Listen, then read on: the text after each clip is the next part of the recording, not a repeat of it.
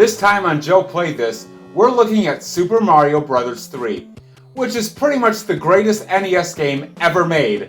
Take that, Bart versus the Space Mutants. Eat my short. In Super Mario Bros. 3, you're on another quest to save Princess Toadstool from the clutches of Bowser. Again? But this time, you have 8 diverse kingdoms to explore. The ruler of each kingdom had their magic wand stolen by the Koopalings, who then transformed them into animals.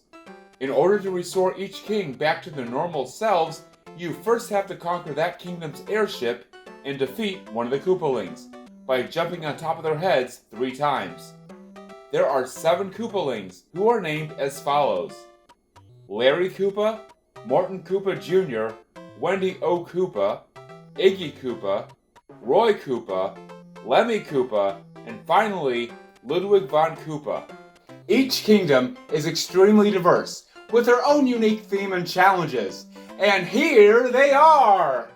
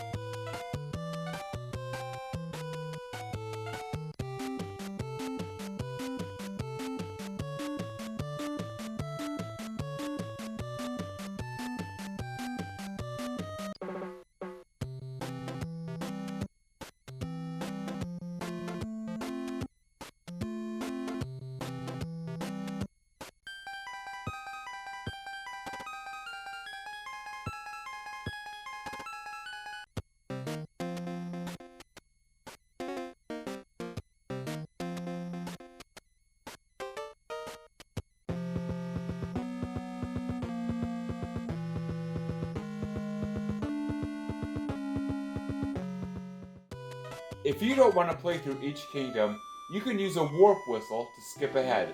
Personally, I don't care for Waterland or Iceland, so they really come in handy. There are 3 warp whistles hidden within the game. Here's where you can find them.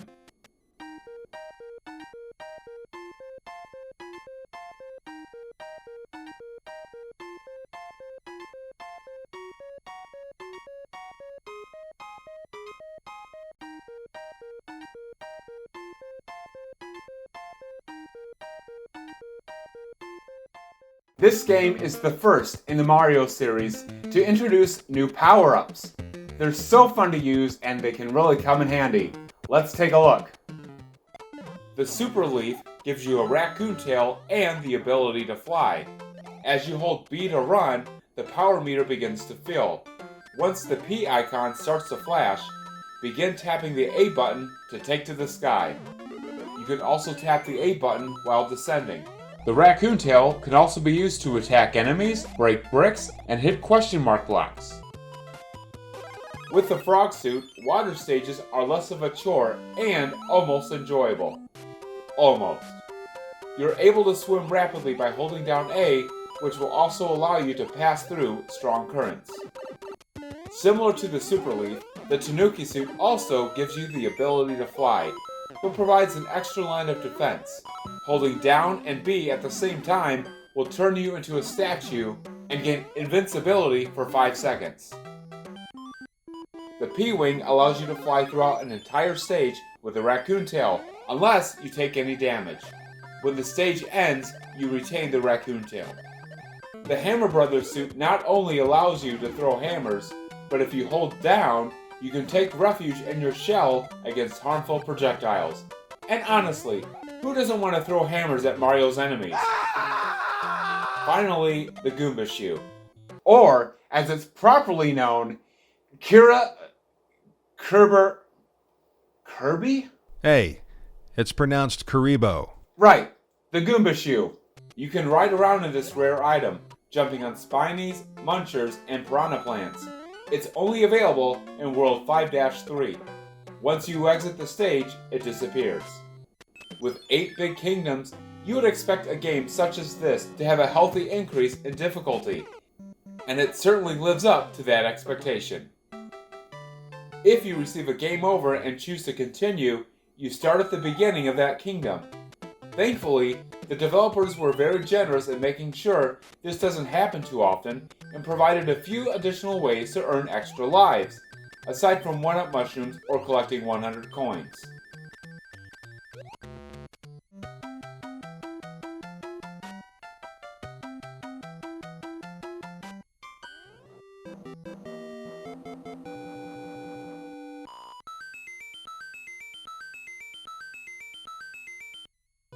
One of the many things I love about this game is the ability to store power-ups. Press B while on the world map to access your item inventory and press A to select an item. You're able to store up to 28 extra power-ups and other useful items. Before we look at World 8, I want to talk about the 2-player mode. Mario and Luigi alternate playing stages. Once one player finishes a stage, the other cannot play the same stage. However, if you just finished a stage and you don't want to wait for another turn, press A when they land on the space you just finished to begin a special Mario Brothers battle.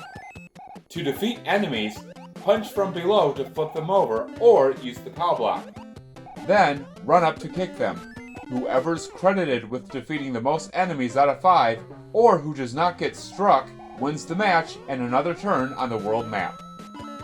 You will not lose any of your lives if you lose the match.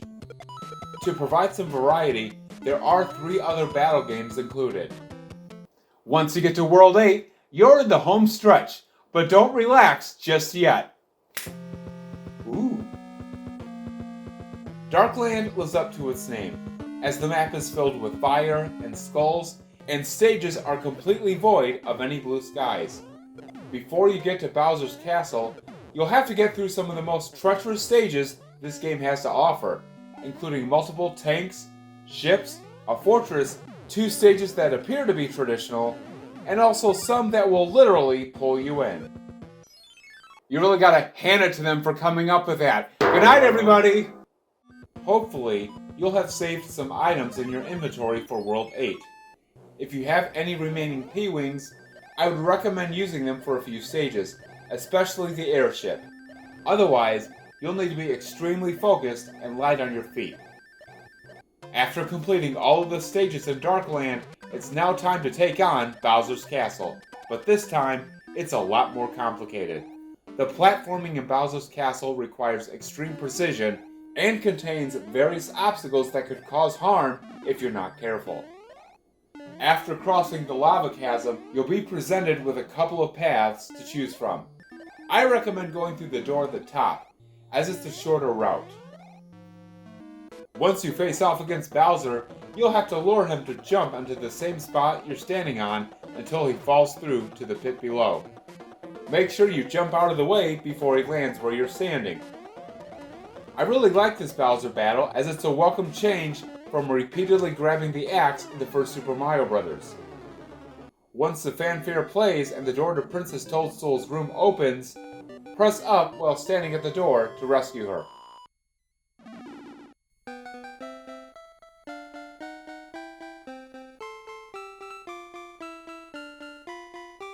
Oh, so she does comedy now.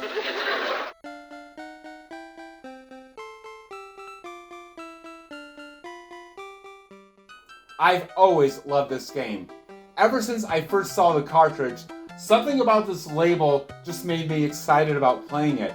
Just the opening sequence alone lets you know this isn't any normal Mario adventure. You're in for something special. The first 2 Mario games are spectacular in their own right, but this third entry is utterly phenomenal. The game pushed the limits of the NES hardware, the inclusion of tight controls, and a special MMC3 chip in the cartridge allowed for a truly epic adventure, exceeding anything on the NES that came beforehand. Features which have long since become commonplace in the Mario series, such as world maps, auto-scrolling, the ability to store items, and unearthing endless surprises, made their debut in Super Mario Bros. 3. The design of the graphics and character sprites were a huge leap forward from the previous games in the series. Everything was displayed in greater detail. And then there's the music. New songs were composed by Mario veteran, Koji Kondo, all of which are memorable and forever ingrained into the minds of Mario veterans everywhere. The game features a perfect difficulty curve, ranging from easy to downright Nintendo hard territory. Yes, some stages and enemies are very frustrating to beat, but they collectively add to the challenge and the charm this game has to offer. The diversity of environments in each world map and types of stages spread throughout ensure you're not playing the same types of levels over and over again.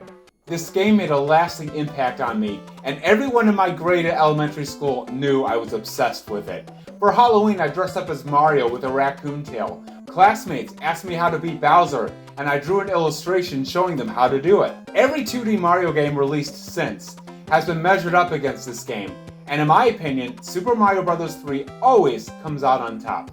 Sorry fans of Super Mario World, but in my opinion, Super Mario Bros. 3 is far superior and is also the pinnacle of Mario's 2D adventures. Super Mario 3, better than Super Mario World. You don't have Yoshi or a cape. You just can't die in this game. I will never get tired of playing this game. It's responsible for some of the most fun I've ever had playing a video game, and it always brings a smile to my face. To this day, the nostalgia is comforting, and I still have the same feelings of enjoyment and delight as I did when I first played it way back in 1990. To sum it up, Super Mario Bros. 3 is gaming perfection. What are some of your favorite memories of playing Super Mario Bros. 3? Let me know down below in the comments. I would love to hear what you have to say. And if you enjoyed this video, please share it. Until next time, my name is Joe and I played this. See ya.